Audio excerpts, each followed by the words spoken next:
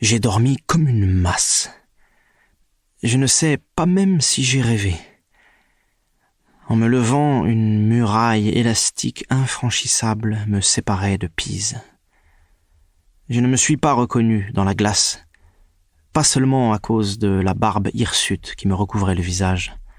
Les joues étaient plus maigres et le regard, les yeux voyaient autrement, avec une lueur neuve que je ne me connaissais pas. J'ai l'impression d'avoir dormi pendant des jours. Buvez ce café, il achèvera de vous réveiller. Et parlez-moi donc un peu de vous, de vos amis. Mes amis, je ne discerne qu'une brume vague.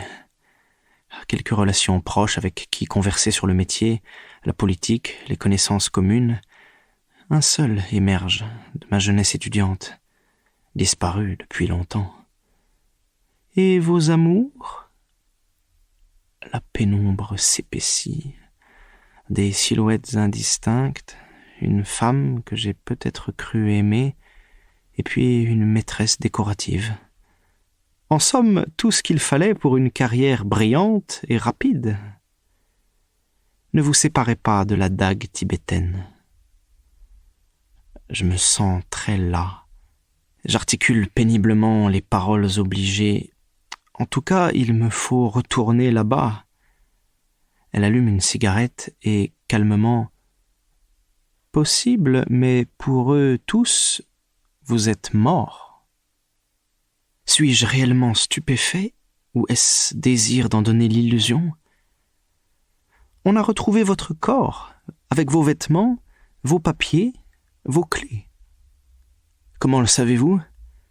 Les riverains sont au courant de tout. Je tente de protester, sans conviction, mais le visage, encore faudrait-il qu'il soit identifiable? L'absence du sentiment de l'absurde se prolonge au cœur d'un vide que je sens être moi. Ce n'est que par habitude que j'interroge « Mais pourquoi ?» Elle hausse à peine les épaules. « La vie est un jeu de poupées emboîtées. Il est des gens pour qui faire disparaître un cadavre sous une fausse identité est utile. Ils ont profité d'une occasion favorable. » En dépit de mon indifférence, je poursuis sur ma lancée. « Vous pourrez témoigner que je suis vivant. » Elle ne bronche pas, me fixe longuement. « Ne comptez pas sur moi. Cette affaire n'est pas de mon ressort. » Ah, je préfère vous prévenir, inutile de recourir à une identification scientifique. Vous finiriez dans un asile d'aliénés. D'ailleurs, vous pouvez aller vérifier sur place. Le poids granitique de l'évidence s'impose. Alors, clochard, vous raisonnez encore comme naguère, intégré ou exclu. Il vous faudra apprendre. Les grandes lianes s'entortillent dans les fonds inaccessibles des bras morts. Elle est sortie avec la cafetière. Les anacondas se déploient lentement. Je me lève en criant « Combien de temps ai-je dormi ?» Inutile de hurler, c'est sans importance. Le temps est une matière malléable, vous devriez au moins le soupçonner. Le ressac du passé vous saisit comme fétu et enveloppe insidieusement dans le filet du rétiaire ce que vous voulez nommer refus ou, au contraire, nostalgie. Il faut savoir maîtriser le temps, remonter plus haut, en amont. Il est vrai que le temps ne signifie plus rien. Plongé dans cet uniforme brouillard cristallin, il s'évanouit autant que l'espace. D'ailleurs, je ne ressens plus le désir de retrouver la succession apparente des jours passés, figés en fait dans l'inchangé. J'ouvre le couvercle de la boîte en argent ciselée sur la table basse et en sors un cigario. Je la regarde. Une impression ignorée ou seulement oubliée se propage. Un sentiment de bien-être contre lequel je n'éprouve plus le besoin de me calfeutrer. Les pétales de la fleur se desserrent, prémices à leur déploiement. J'ai perdu la 3e dimension. Dans quelles circonstances? Le ton est intéressé, amical mais neutre, sans recherche de séduction. D'ailleurs, il ne s'agit plus de moi si je raconte ce bon jeune homme, grandi dans une famille protectrice de riches propriétaires terriens, assez fier d'avoir un fils intellectuellement doué pour lui payer un appartement à Florence, tout proche de l'université. La banalité de cette histoire d'un romantisme suranné m'ennuie un peu, mais elle m'écoute avec attention. Il était amoureux d'une jeune fille, qu'il épouserait, bien sûr, et avait un ami fidèle. Quand on lui a révélé, précisions à l'appui, que Luigi et Lucinda couchaient ensemble, l'étudiant gentiment conformiste a compris qu'il était leur pigeon et, de plus, qu'on exploitait sa naïveté en se servant de lui comme transitaire pour un trafic de drogue. La rage l'a empoigné, personnage d'opéra ignorant du ridicule, qui chante sa fureur sur scène, trop myope pour s'apercevoir qu'il se débat dans une situation comique à force d'être éculé. Il a pris dans un tiroir le Beretta de son père et a foncé à leur recherche sur sa moto. Tout était faux, le monde était faux. Il avait vécu dans un mirage d'amour, d'amitié, de confiance. Sous la violence du choc, la troisième dimension avait explosé. Glacé, il ne s'était pas suicidé. 2 dimensions, soit, mais le public faisait défaut pour aller jusqu'au bout de l'opéra du 19e. L'action pure qui abolirait tout ce qui ressemble à cette imposture qu'on veut nommer sentiment. Il avait roulé jusqu'à Marseille et contracté un engagement de 5 ans dans la Légion étrangère sous le nom de Leopardi. Ultime concession à un romantisme amer, renforcé par une lettre hautement mélodramatique à sa famille. Tout cela est passablement risible, mais elle m'a écouté attentivement, sans se moquer. Elle allume posément une cigarette, tire quelques bouffées en me regardant avec une ironie bienveillante. Il vous aura fallu longtemps et le concours des énergies primordiales pour commencer à saisir que le temps est un élément fluide et hétérogène.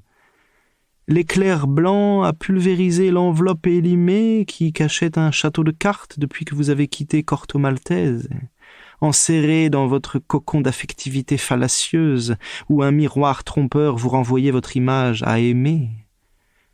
Vous avez eu la chance que le miroir explose et vous projette dans le désert où vous avez, malgré vous, côtoyé les puissances originelles. Mais ensuite, il vous a fallu faire un détour par la 4e dimension.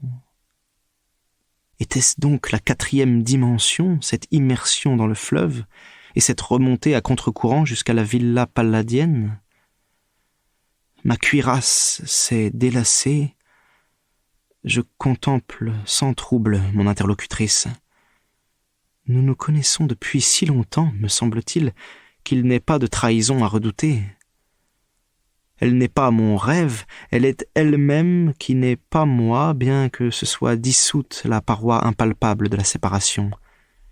Avec elle, j'apprends à vivre ce qui sera, peut-être, une vie d'homme. L'amitié sans concession de ses yeux me plaît. Toujours ironique, elle interroge « Vous avez donc le pouvoir de tuer à distance, par simple intention. Félicitations, ce n'est pas si courant. » Je crois avoir rougi. « Naturellement pas. Il y a plus d'une Giulietta blanche en Italie.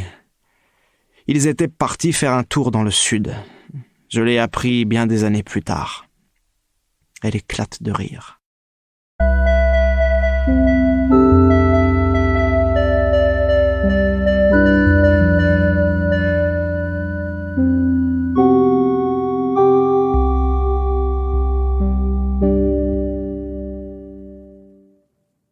Son rire se casse brutalement, sans harmonique ni prolongement. En silence, elle se lève, s'avance sur la terrasse, soulève une bassine en bois, descend quelques marches, plonge le récipient qu'elle remplit à moitié dans l'eau dormante couverte de lenticules, d'algues, de brindilles, et le pose sur les lattes du plancher. Je l'ai regardé se mouvoir avec la gravité et le calme solennel qui sied à un rituel. J'attends, sans comprendre, De nouveau spectateur d'une scène dont la signification m'échappe, Perceval hébété devant l'énigmatique porteuse du Graal. Elle me fait signe d'approcher, de m'agenouiller devant le récipient, et sa main sur ma nuque impose de fixer la confusion de ce magma à peine liquide. Je me penche, regarde, et ne vois qu'une accumulation horizontale informe, insignifiante. Regarde ta vie. La voix calmement impérative m'attache à la surface boueuse. Mes yeux se brouillent à contempler sans ciller ce cercle énigmatique qui ne me renvoie pas même mon reflet. Mais peu à peu, au centre s'agglutine une mousse verdâtre. Elle se met à évoquer un visage poupin vaguement émergé d'un enchevêtrement d'algues, de fragments de roseaux, de bouts de racines presque confondus avec eux. Au-delà, d'autres débris moussus dérivent doucement jusqu'à composer la forme indécise d'une haute casquette dont le triangle noir d'une feuille imbibée d'eau esquisse la visière.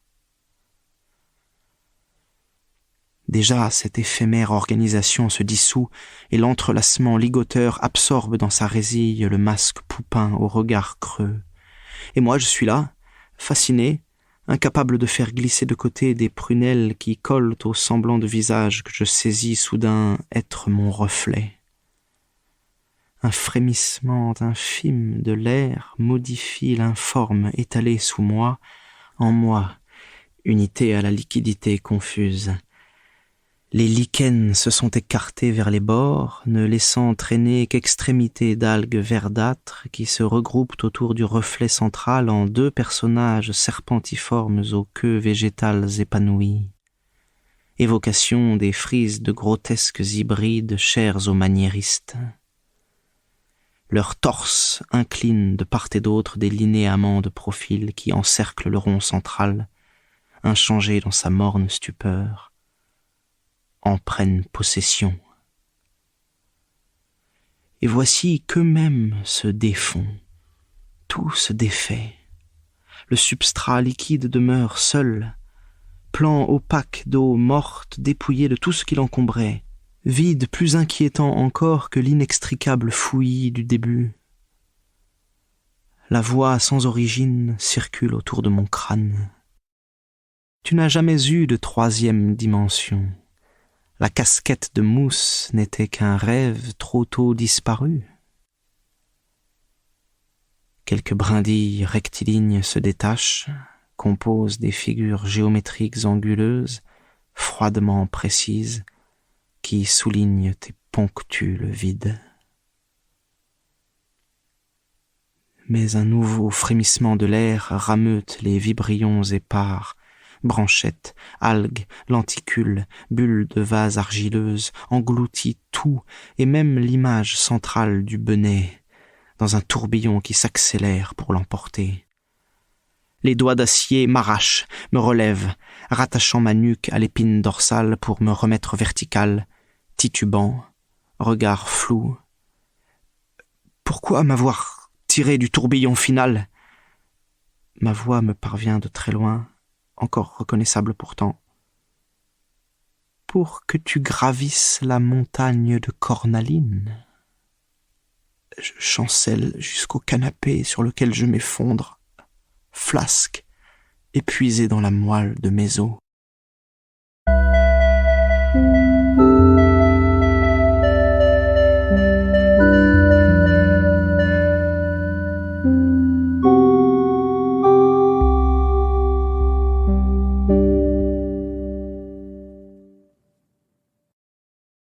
La durée se liquéfie.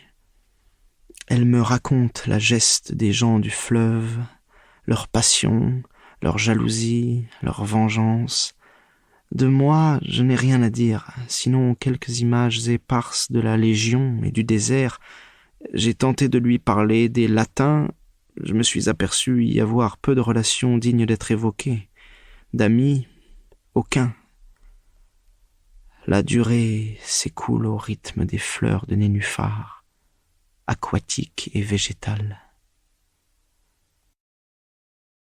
Elle est là, toute proche, à demi allongée sur le divan, avec une élégance ignorante des aspérités, courbe accueillante d'une anse à l'écart du tumulte, comme le sont les berges qui ceinturent le plan d'eau à nos pieds.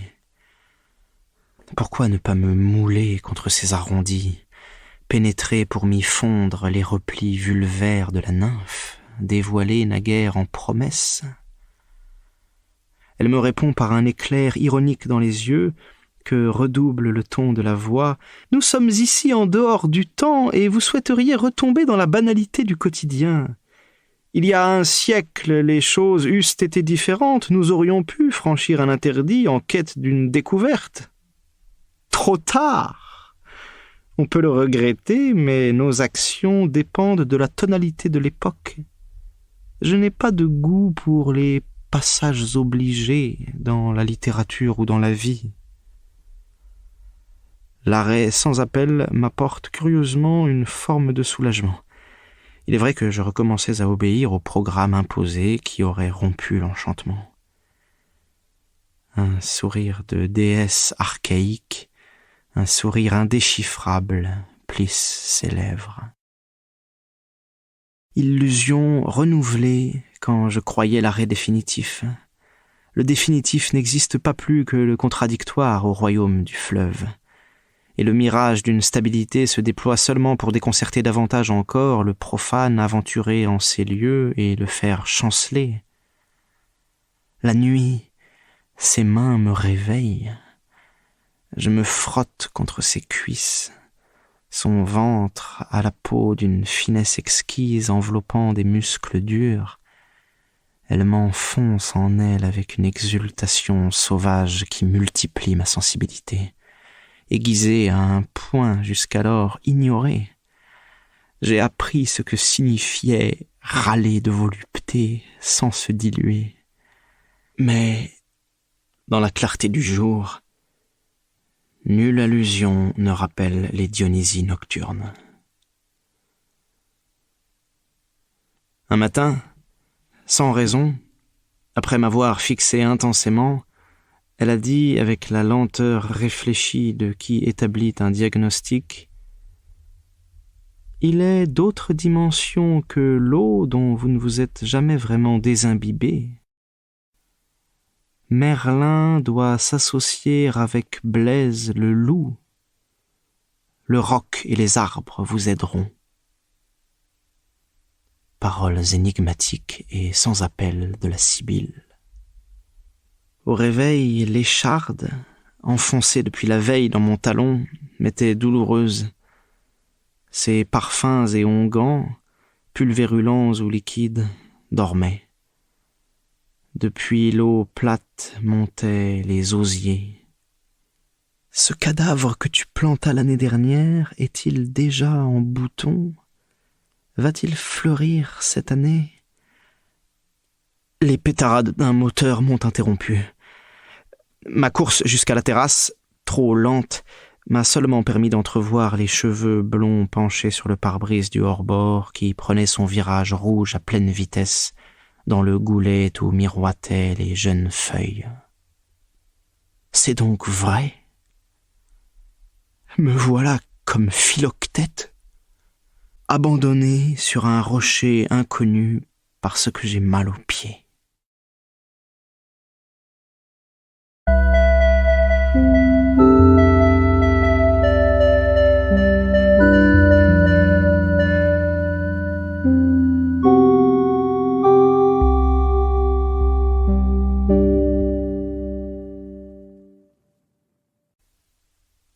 Carlotta conduit à grande allure son Alfa Romeo sur l'autostrade. La capote baissée nous interdit toute conversation. Mon rôle se borne à lui allumer cigarette sur cigarette et à les lui glisser entre les lèvres. Elle trouve mon accoutrement de plombier très drôle, prometteur d'un brillant succès dans son cercle de mondains gauchisants. J'essaie d'imaginer la situation et de la trouver divertissante, sans résultat. J'ignore qui est cette jolie brune, apparemment très lancée. D'ailleurs, je m'en moque. M'importe davantage qu'elle jouisse d'un égal accès aux franges de l'autre monde. Énigmatique agent double, mais je refuse de réfléchir. Je m'emploie à parer les coups. Elle a stoppé son canot à coque plastique, modèle d'avant-garde, au pied de l'escalier. D'avant-garde, elle aussi, dans ses pantalons d'un bleu roi agressif et son chandail jaune citron, elle s'est adossée à la rambarde et a entamé avec désinvolture un bavardage de vieilles relations. « Je viens vous sortir de là avant que les zones se retirent.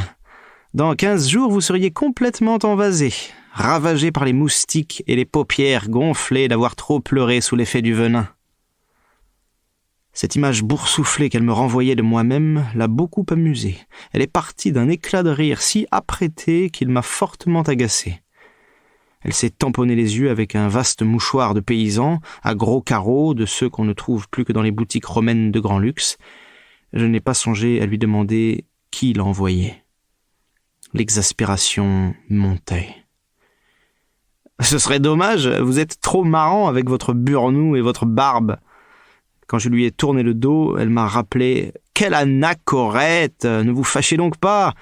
Il n'y a rien à boire ici ?» Non, il n'y avait plus rien à boire. J'avais fini les dernières bouteilles en me cuitant tout seul.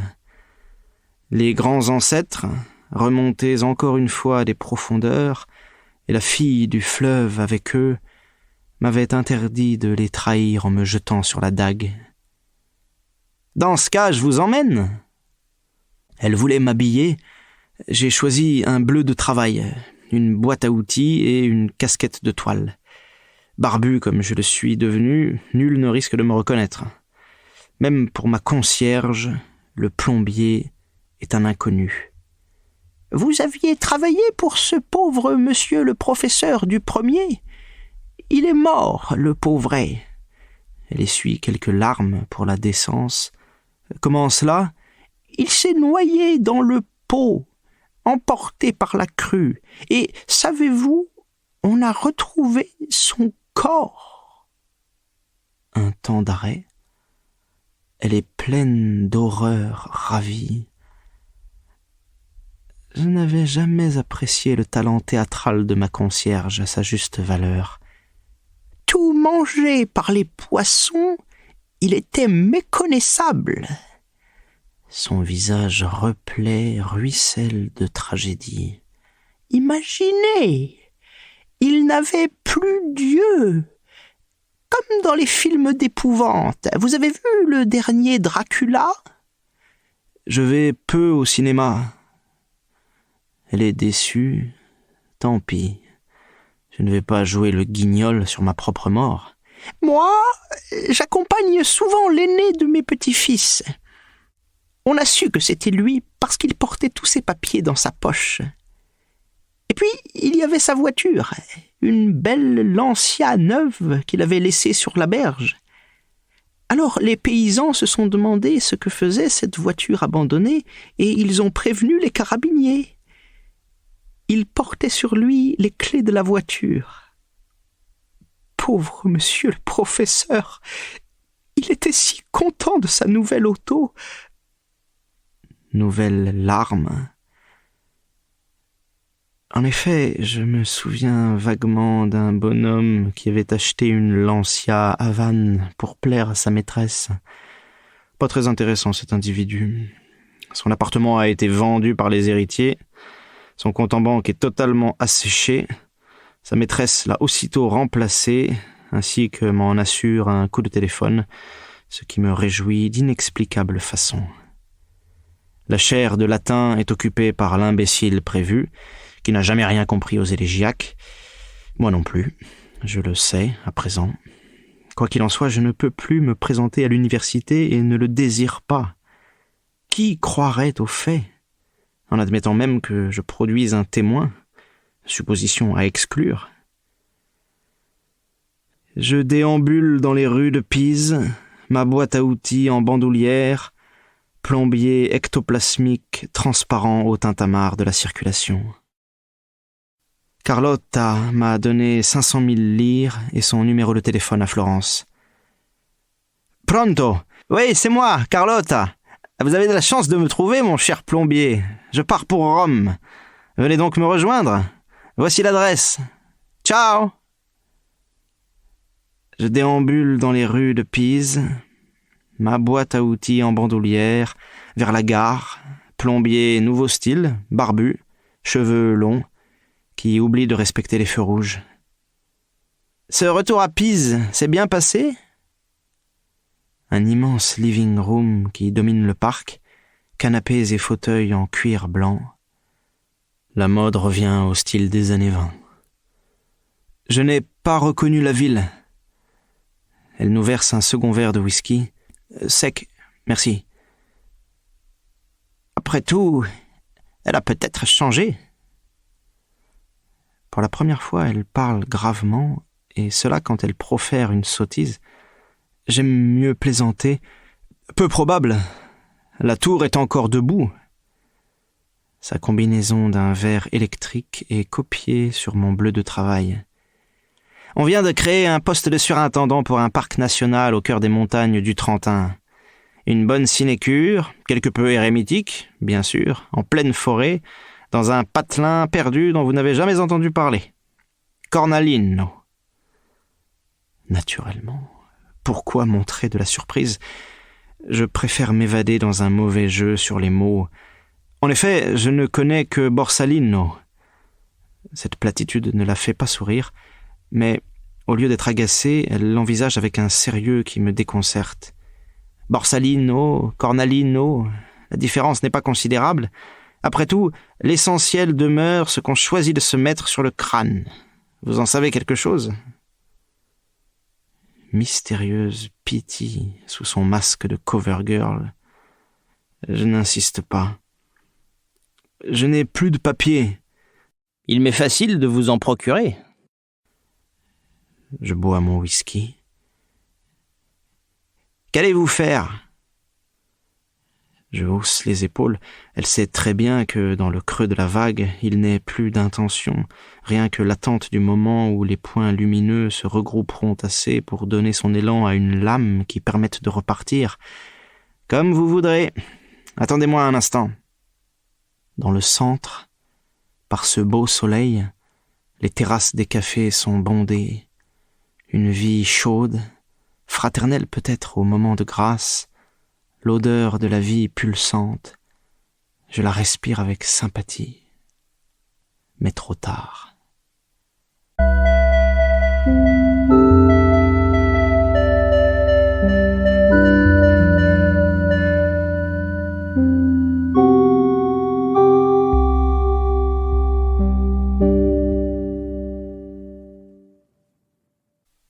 Que désirez-vous retrouver?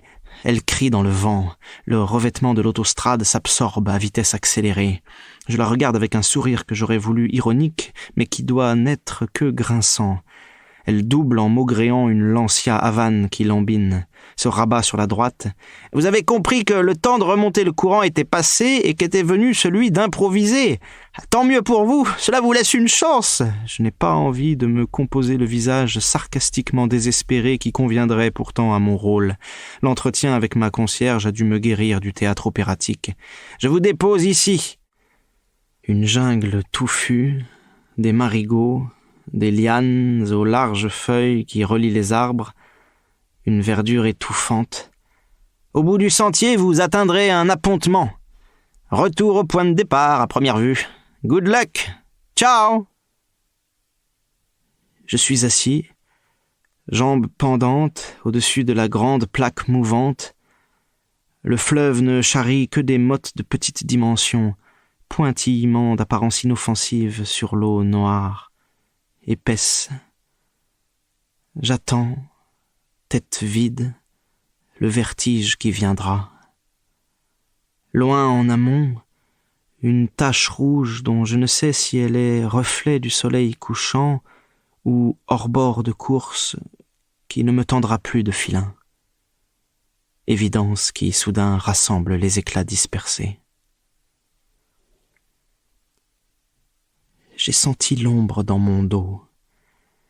Il est là, visage rond, banal, à l'entrée de l'appontement, des mains énormes,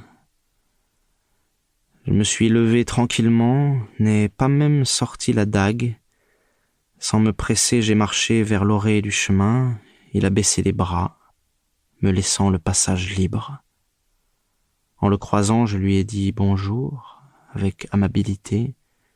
Il a bredouillé je ne sais quoi. Je ne me suis pas retourné et à enjambées régulières, j'ai gagné la digue. Allô, Carlotta? La félicitation, vous êtes plus coriace que je ne croyais. Tout le monde peut se tromper, moi le premier. Le poste est toujours libre? Il l'est. Je vous rejoindrai à Bolzano, avec votre nomination dans 48 heures. Hall de l'Alitalia, avion de 19 heures. Ciao! Je suis allé boire un Campari dans la salle de café avec un groupe de maçons.